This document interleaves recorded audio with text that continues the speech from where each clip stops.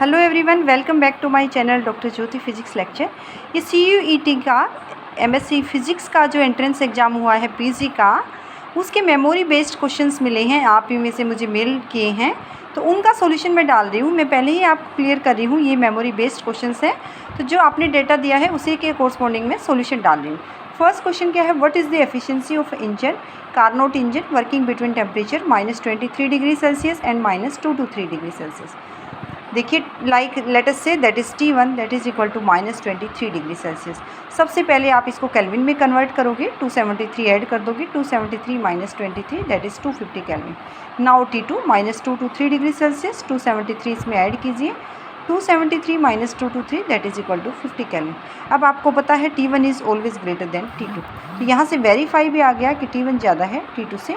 Efficiency का क्या formula होता है, 1 - T2/T1 × 100, 1 - 50/250 × 100, 200/250 × 100, 4/5 इंटू ये 50 से कैंसिल आउट हो रहा है into 100 that is equal to 80%। अगर ये डाटा ठीक है तो इसका आंसर मेरे हिसाब से 80% आना चाहिए।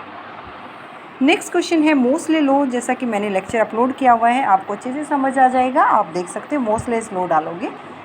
Dependence of frequency on an atomic number of an element. Frequency का पूछा है, atomic number of an element. ये न्यूक्लियर फिजिक्स का क्वेश्चन है। ये क्या ग्राफ होता है, square root of frequency atomic number of an element के साथ कैसे ये वेरी करेगी। दिस वन, ये ओरिजिन से स्टार्ट नहीं हो रही है, ये इसका स्लोप है, कुछ इंटरसेप्ट है। तो रूट न्यू को एग्जैक्टली क्या लिखते हैं, that is equal to A × Z - B, that is according to Moseley's law.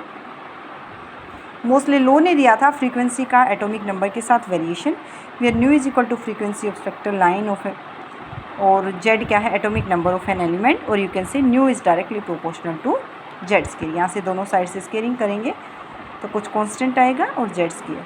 तो यहाँ से अगर क्वेश्चन का डाटा यही था और आंसर मेरे हिसाब से यही होना चाहिए। नेक्स्ट क्वेश्चन देखते हैं। देखिए, टोटली मेमोरी बेस्ड क्वेश्चन है, तो ध्यान रहे आपको। A = I + J - K, B = I - J + K, C = I + J + K। What will be the value of A × B × C? A × B × C का फॉर्मूला लगाइए। वैसे तो आप ऐसे भी निकाल सकते हैं, B × C निकालने क्रॉस प्रोडक्ट से, उसके बाद उसका A × के साथ क्रॉस प्रोडक्ट ले लें।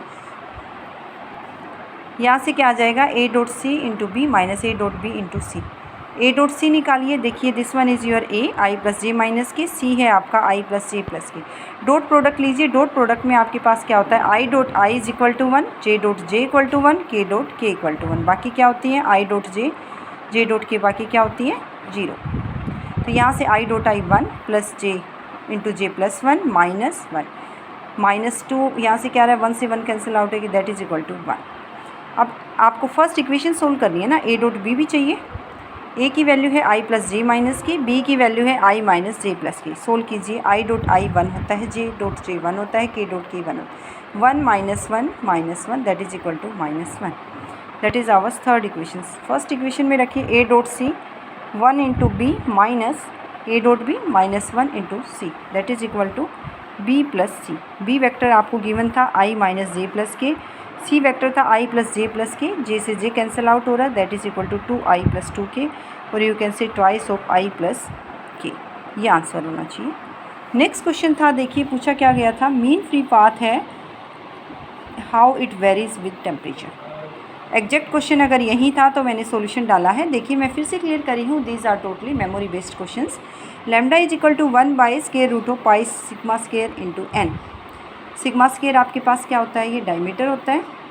m से मल्टीप्लाई करो न्यूमरेटर में, n से डिनोमिनेटर में, क्या हो जाएगा, m /√2 पाई सिग्मा स्क्वायर, m × n क्या हो जाएगा, रो। अब प्रेशर आपको पता है कैसे वेरी करता है, 1/3 rho into C bar square. C square की वैल्यू क्या होती है, जो है C की वैल्यू होती है √3 kT/m। स्केयरिंग लिया तो 1/3 रो 3 kT/m, 3 से 3 कैंसिल आउट, प्रेशर की वैल्यू आ गई रो इंटू kT/m। यहाँ से वैल्यू आपको किसकी निकालनी थी, m/रो की, तो m/रो हो गया kT/p, और you can say lambda is equal to 1/√2 pi sigma square into kT/p। So यहाँ से मीन फ्री पाथ टेम्परेचर पे तो ऐसे वेरी कर रहा है, प्रेशर पे क्या, एक बार इवन नेट में भी ये क्वेश्चन आया था कि टेम्परेचर और प्रेशर को चेंज कर दिया जाए तो मीन फ्री पाथ में क्या चेंज हो जाएगा। That is very important concept, first year में आप पढ़ते हो इसको, कंसेप्ट को, काइनेटिक थ्योरी ऑफ गैसेज में। नेक्स्ट क्वेश्चन देखते हैं। नेक्स्ट क्वेश्चन देखिए, ये पूछा गया था, A गिवन था x² + y² + z²। X y z आपके स्पेरिकल पोलर कोऑर्डिनेट्स थे, वो आपको पता है क्या होते हैं, r sine theta cos phi, r sine theta sine phi y and z is equal to r cos theta. What is the value of curly A by curly r. ये आपका फंक्शन है एक्स वाई जेड का। X y z further किसके हैं function, r theta phi, these are polar coordinates, x y z these are Cartesian coordinates. तो अगर आप करली ए बाई करली आर निकालना चाह रहे हो, पहले आपको करली ए बाई करली एक्स लेना पड़ेगा, curly A by curly Y लेना पड़ेगा, curly A by curly Z, और फर्दर ये एक्स किसके फंक्शन है, आर थीटा फाई के, लेकिन you need just value of R, यानी curly x by curly R plus curly A by curly Y into curly Y by curly R plus curly A by Z into curly Z by curly R. देखिए A की value है X square plus Y square plus Z square, यहाँ से आप निकालिए curly A by curly X that is equal to 2x, curly A by curly Y that is equal to 2y, curly A by curly Z that is equal to 2z। Substitute करें first equation में, curly A by curly X की value है 2x, और यहाँ से आपकी है करली एक्स बाई करली आर, यानी ये है क्या आ गया, sine theta into cos phi. इसी तरह से plus curly A by curly y निकालिए that is 2y, curly Y by curly r निकालोगे तो sine theta into sine phi, plus curly A by curly Z निकालोगे तो 2z into curly Z by curly r निकालोगे तो cos theta. तो ये value आ गई आपके पास, और यू कैन से 2 इंटू एक्स की वैल्यू क्या है, r sine theta cos phi into sine theta cos phi, plus 2 into y की वैल्यू है r sine theta sine phi plus sine theta into sine phi, plus 2 into z की value है r cos theta into cos theta, that is equal to 2 into r sine square theta cos square phi plus sine square theta sine square phi 2r plus 2r into cos square theta, और you can say 2r into sine square theta दोनों term से common है, cos square phi plus sine square phi plus 2r into cos square theta that is equal to 2r, और ये value क्या बन गई 1, sine square theta plus cos square theta क्या बनेगी 1, that is equal to 2r। इसका answer, अगर आपका डेटा सही है तो इसका आंसर होना चाहिए 2r। नेक्स्ट था बोर रेडियस का। देखिए काफ़ी इंपॉर्टेंट कंसेप्ट है, इवन आप अब एमएससी में एडमिशन ले लोगे, एमएससी के बाद भी एंट्रेंस एग्जाम दोगे नेट गेट के वगैरह के, उसमें भी हाइड्रोजन एटम का कंसेप्ट काफ़ी इंपॉर्टेंट है। यहाँ पे बोर रेडियस पूछा है, तो बोर रेडियस इन जनरल क्या होता है, 0.53 एंगस्ट्रॉम। इसको क्या लिख सकते हो, 53 into 10⁻⁻² into 10⁻⁻10 metre, that is equal to 53 picometre. यहाँ पे रेंज कौन सी गिवन है, 52.9 picometre. So first option is right answer. अगर exact data just Bohr radius का जो है वैल्यू ही पूछी थी तो it must be 52.9 picometre. First option is right answer. Next question देखते हैं। देखिए क्या है next question, wavelength of scattered photon. ये कॉम्पटन इफेक्ट आपको दिख रहा है। The photon is scattered at an angle of 90 degree, और इंसिडेंट जो है फोटोन की वेवलेंथ क्या है, इंसिडेंट वेवलेंथ 1 एंगस्ट्रॉम है। देखिए हमें पता है डेल्टा लैम्डा जो कि change in wavelength of scattered photon and incident photon, h/m0c into 1 minus cos phi, where phi is angle of scattered photon. Phi आपको 90 गिवन है, डेल्टा लैम्डा क्या आएगा, lambda dash minus lambda is equal to h/m0c 1 minus cos 90। Cos 90 क्या होती है, 0। तो क्या रह गया denominator, sorry right hand side में h/m0c, और you can say lambda dash is equal to lambda plus h/m0c। Lambda है 1 प्लस ये वैल्यू आपकी फिक्स होती है, आपको याद रखनी है 0.0242 angstrom, that is equal to 1.0242 angstrom. Angstrom को आप मीटर में कन्वर्ट कीजिए, 1.0242 इंटू 10⁻⁻10 मीटर। आपको नैनो में आंसर पूछा है तो आपके पास क्या आ जाएगा, 0.10242 नैनोमीटर। देखिए मेरे अकॉर्डिंग तो ये आंसर होना चाहिए। ये टोटली मेमोरी बेस्ड क्वेश्चन है, अगर डेटा सही है तो आप आंसर मैच कर सकते हो, अदरवाइज मेथड यही रहेगा। नेक्स्ट क्वेश्चन आपको जैकोबियन था। ये जैकोबियन के लेक्चर्स भी मैंने डाले हुए हैं, कॉम्पटन इफेक्ट भी मैंने डाला हुआ है। अगर किसी को अब भी बेसिक क्लियर नहीं है तो आप देख सकते हैं। x + y + z is equal to a और y + z equal to ab, z equal to abc। You need to calculate the value of curly x y z with respect to curly of abc। पहले तो आप x y z की value solve कीजिए, z abc है just. यहाँ से आपके पास z की वैल्यू क्या है, y + z ab है, तो z की है ab माइनस वाई, और you can say y is equal to ab minus z। z की वैल्यू क्या है, abc। अब x की वैल्यू सोल्व कीजिए, क्या आ जाएगा, a minus y minus z। a minus y की वैल्यू है ab माइनस abc, और जो है z की क्या है, माइनस abc। यहाँ से माइनस माइनस प्लस होकर abc से abc कैंसिल आउट हो रहा है, a माइनस ab। x की वैल्यू आ चुकी, y की वैल्यू आ चुकी, z की वैल्यू आ चुकी। तीनों से आप सोल्व कर सकते हो। ये देखिए ये कौन सा डिटरमिनेंट सोल्व करोगे, आप जैकोबियन की डेफिनेशन लगाइए। आप जस्ट क्या है, करली x by curly A, curly x by curly B, curly x by curly C.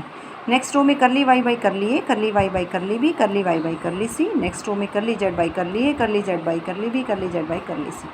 करली एक्स बाई करली ए, ये वैल्यू आ रही है 1 माइनस आपके पास आ रही है करली एक्स बाई करली ए। ध्यान से देखेंगे तो ये मैंने छोटी सी मिस्टेक की है, ए माइनस 1 माइनस बी होनी चाहिए वैल्यू आपके पास करली एक्स बाई करली ए की 1 minus B. Okay, curly x by curly B minus A, curly x by curly सी 0, करली वाई बाई करली ए निकालो आप यहाँ से बी माइनस बी सी। ठीक है, करली बाकी सारी सही लिखिए। Curly Y by curly B that is equal to A minus A C, curly Y by curly C minus A B. ठीक है, करली जेड बाई करली ए निकालो, ए बी सी था तो बी सी, अब बी के रिस्पेक्ट में ए सी और सी के रिस्पेक्ट में ए बी। अब इस डिटरमिनेंट को सोल्व कीजिए, थोड़ी सी यहाँ मिस्टेक है। This is yours 1 minus B, 1 minus B. ठीक है, ऐसे एक्सपेंड करो फर्स्ट रो से, A B into A minus C A C, minus minus plus हो गया A square B C, minus minus plus हो गया। देखिए मैंने इसको भी प्लस नहीं किया है, ये प्लस हो गया, plus a into a B into b minus b c और माइनस माइनस प्लस हो के ए बी स्क्वायर सी। अब इसको सोल्व करती हूँ मैं। देखिए मैंने डिटरमिनेंट को सोल्व करके लिखा तो ये वैल्यू आ रही है। यहाँ से क्या बचने वाला है मेरे पास, ए स्क्वायर बी स्क्वायर कहीं है, यस ये कैंसिल आउट हो रहा है, ये बी ए सी है, ये A square B square C, yes this one is also cancel out, A B C minus A B C, yes A square B C, yes. तो आप मेरे अकॉर्डिंग आंसर आना चाहिए ए स्क्वायर बी। देखिए मैंने अपनी तरफ से ध्यान रखा है, अब की बार ए स्क्वायर बी आंसर होना चाहिए इसका। अगर मेरा डाटा सही है, वो आपको पता है डाटा कुछ ऐसा ही था, या फिर जो अभी आपकी क्वेश्चन पेपर आ जाएगा कि आ जाएगी तो आप वेरीफाई कर सकते हैं। अभी के लिए आंसर होना चाहिए ए स्क्वायर बी। ओके, इसी तरह से आप मुझे मेमोरी बेस्ड क्वेश्चंस को सेंड कर सकते हैं मेरी मेल आईडी पर। मैं कोरस्पॉन्डिंग सॉल्यूशन डालती रहूँगी। आई होप आप सबको कंसेप्ट क्लियर हुआ होगा। Okay, thank you.